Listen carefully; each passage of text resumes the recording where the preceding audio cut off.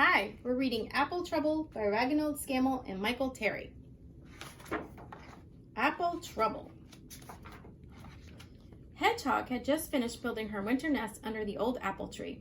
Not too large and not too small, just right for a nice long winter sleep. Suddenly, a red apple landed on her back. Plop! Ouch! Squeaked Hedgehog. She curled into a spiny ball, hoping it would fall off. But when she uncurled, the juicy red apple was still there. Hedgehog tried to squeeze herself and the apple into the beautiful new nest. But could she get in? No, she could not.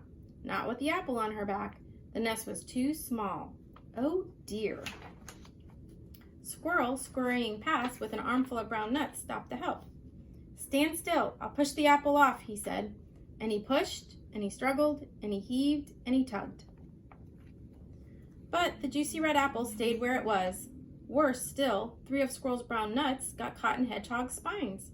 So now she had a juicy red apple and 3 brown nuts on her back. Oh dear, wailed Hedgehog.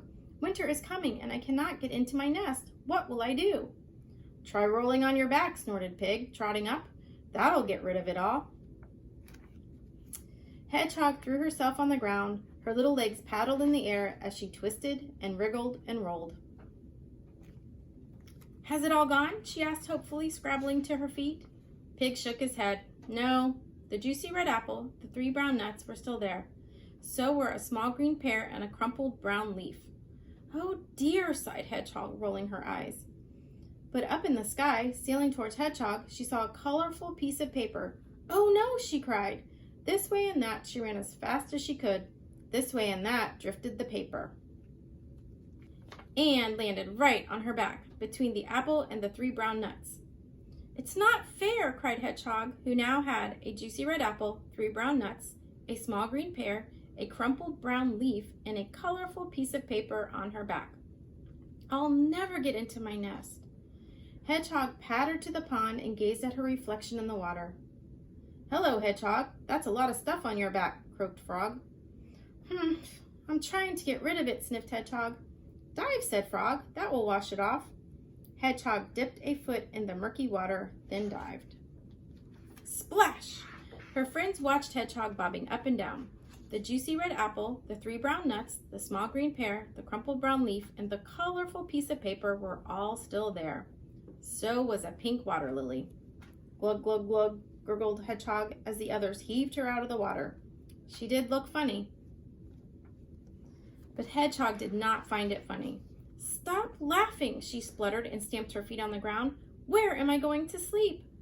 Pig and Squirrel looked worried, so did Frog.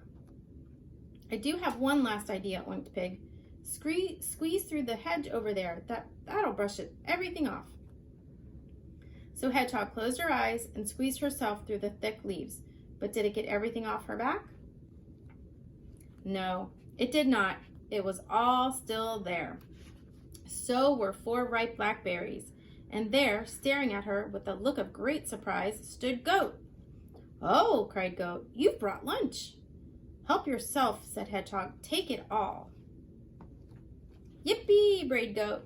Then he picked off and ate the juicy red apple, the 3 brown nuts, the small green pear, the pink water lily, and the 4 ripe blackberries. For dessert, he ate the paper. The only thing he left was the crumpled brown leaf. He just couldn't eat any more. Hooray, cried Hedgehog. She felt as light as a feather. Thank you, Goat, she said. Then she ran, as fast as her little legs could carry her, through the gate, past the pond, across the orchard, under the tree, and home to her nest. Hedgehog squeezed into her little nest. It fitted her perfectly, and it was the best nest ever. Outside, a cold wind blew another apple off the tree. But it didn't fall on Hedgehog. She was safe in her nest and fast, fast asleep. The end.